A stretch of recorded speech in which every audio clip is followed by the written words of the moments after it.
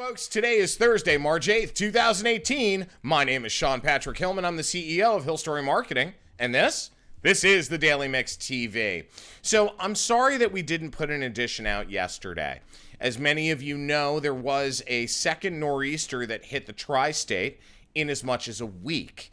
I decided to close the office yesterday ahead of the storm, not because I was afraid that people weren't going to be able to get into the agency, but more because I was afraid they weren't going to be able to get home. And as it turns out, it was the right decision.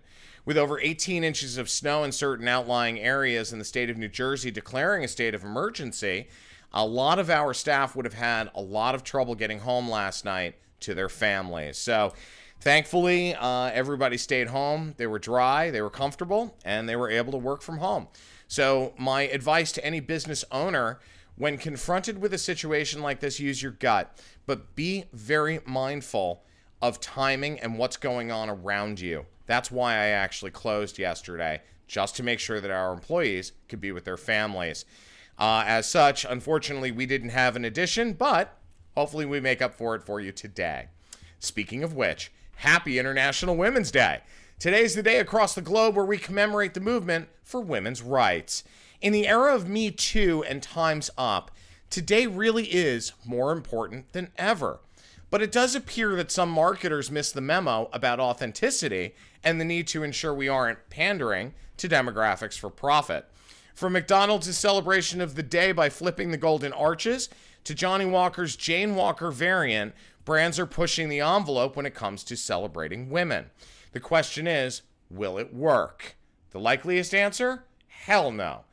Sure, it's gotten both brands tons of press, but the negative backlash online against Johnny Walker, which is owned by Diageo, and the issues around the largest fast food company pushing this are immense. So what's going on? What's happening? All right. At McDonald's, guys, it's not a prank or a mistake. The upside-down arches are in, quote, celebration of women everywhere, according to a McDonald's representative who was emailing with Business Insider yesterday. Patricia Williams, the Linwood, California franchisee for McDonald's, flipped her restaurant sign in honor of International Women's Day today, as you can see on your screen. Now, McDonald's says it will turn its logo upside down on all of its digital channels, such as Twitter and Instagram, while 100 restaurants will have special, quote, packaging, crew shirts and hats, and bag stuffers. They're doing that to celebrate today. Now, in Johnny Walker's case, Jane Walker was originally slated to launch right after the 2016 presidential election, with everyone assuming that Hillary Clinton would have won. Now, when that didn't happen, the brand held off for a year to intentionally launch around today and around Women's History Month. So, sadly, the timing really did put a nail in the coffin of this promo. Women have perceived it, and rightly so, as pandering rather than authentic. In other words, they know they're being marketed to, instead of having companies genuinely care about what today means. Now, to compound matters, a female vice president at Diageo, who works on Johnny Walker and helped to develop Jane Walker, made the mistake of stating in an interview that, quote, Scotch as a category is seen as particularly intimidating to women. Jane Walker is a really exciting opportunity to invite women into the brand, end quote. Yeah, not a promotional bell ringer if you ask me, guys. That was probably the single worst quote she could have given on behalf of a brand that really has made strides in the market to help differentiate and to help bring women into the fold. So, in other words, she completely flatlined the effort and really exposed it for a promotion. Now, several other brands, including Old Navy and Barbie, have debuted products to honor today. But meanwhile, some companies, like McDonald's and Diageo, and BrewDog, as an example, they rolled out what they said was a satirical beer for girls called Pink IPA. They've been criticized for using the day to advertise to women in what some consider an offensive or overly promotional manner. You know, guys, my advice here, very simple.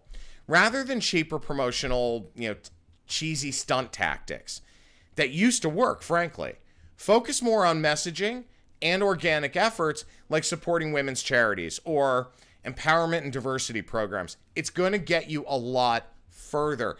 Remember, because of the internet and the constant impact that the news cycle has on consumers, Consumers are not as stupid as they used to be. They're also a lot more sensitive to promotions and the actual outcomes of those promos. So just remember, guys, brand promotions that drive product and sales are not always appropriate. Choose your promos carefully, especially when it relates to sensitive issues like gender equality. Now, it looks like Coca-Cola is getting its booze on. They are launching the first alcoholic drink in their history with a canned liquor product in Japan. The drinks giant will experiment with a canned beverage called, and I apologize if I mispronounce this, Chuhai, made up of distilled Japanese drink shochu, sparkling water, and some flavoring.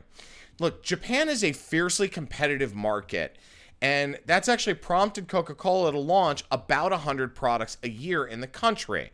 Now, Coca-Cola also owns Georgia Coffee in Japan, which it claims is the world's highest grossing canned coffee drink, which makes more than $1 billion in annual sales. Quote, having certain drinks at particular times of day is more of an entrenched ritual in Japan than in other parts of the world. People might drink green tea with sushi, but opt for oolong tea with fattier Chinese food, for example, said Khalil Yunus, who's the EVP of Marketing and New Business for Coca-Cola Japan, in a blog post. Now, because of the nature of the Japanese drinks market, it's highly unlikely that this booze will launch in other countries. So what's the net-net? Why are they doing it? Well, Coca-Cola is smart enough to create market-specific products that appeal to local demographics. So it's an essential path for a global company like Coca-Cola to ensure they're diversified in their product offerings across the globe. So what do I mean by this? All right. In every market, you have different tastes, you have different wants and desires, right? So in the West or in the United States, we tend to like things that are a little sweeter, maybe a little heavier. In Japan, they tend to like things a little more dry, a little more thinned out. So you don't necessarily want to have the same exact product offering in the US that you have in Japan and vice versa. And then there are also, when we get into food brands, think about this seriously. There are tons of candies that aren't available in the United States that are available in the United Kingdom or in Australia. And sometimes they make their way across the pond, but not always. So let me give you a good example of what I mean by sometimes they do. There is a brand, or a company rather, in Australia called Arnott's. Sorry, I can't, for some reason, can't speak today. Called Arnott's. Arnott's puts out an incredible cookie called the Tim Tam. Tim Tam is a chocolate cookie that will rock your world, but it's not available in the United States, or at least it wasn't until a couple of years ago. Arnott's did a deal with Pepperidge Farm in a license agreement so that Pepperidge Farm could produce Tim Tams and put it through their distribution node. So it ended up in Target, it ended up in Bed Bath & Beyond's grocery sections, things like that. And I'll tell you, it sold through, and it was delicious. It wasn't exactly the same as an original Australian Tim Tam, but it was damn close. I wish more brands would do global licensing like this, because not only does it increase sales and profitability, it also allows for other markets to start to develop a taste for foreign product, which can only help in terms of international trade. So I hope Coca-Cola, this works out for you guys in terms of Chuhai. Again, apologies if it's not pronounced correctly, but it'll be interesting to see how it nets out, and we'll keep an eye on it for you. Now, it looks like Marvel and Netflix are delivering a 1-2 punch to streamers. On the heels of today's long-awaited debut of Season 2 of Jessica Jones, Marvel and Netflix have released the trailer for Season 2 of Luke Cage. It's going to debut June 22nd on the streaming platform. Take a look. Yo, I'm Luke Cage. I ain't no joke. You can't burn me, you can't blast me, and you definitely can't break me. I ain't no joke. You wanna test me? Step up. I'm right here. Get paid, black man. Get paid.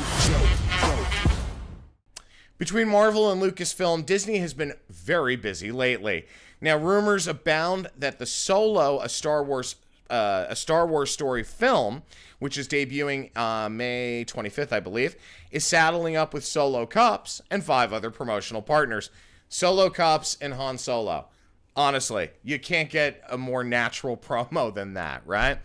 Sounds to me like Disney is going to bolster its numbers as we head into the third and fourth quarters of the year with all the releases and promotions they are doing and working on quietly. We'll keep an eye on that one for you guys. My name is Sean Patrick Hillman. I'm the CEO of Hill Story Marketing. I'm also the editor-in-chief of the Daily Mix TV. We'll catch you guys tomorrow when it's Friday.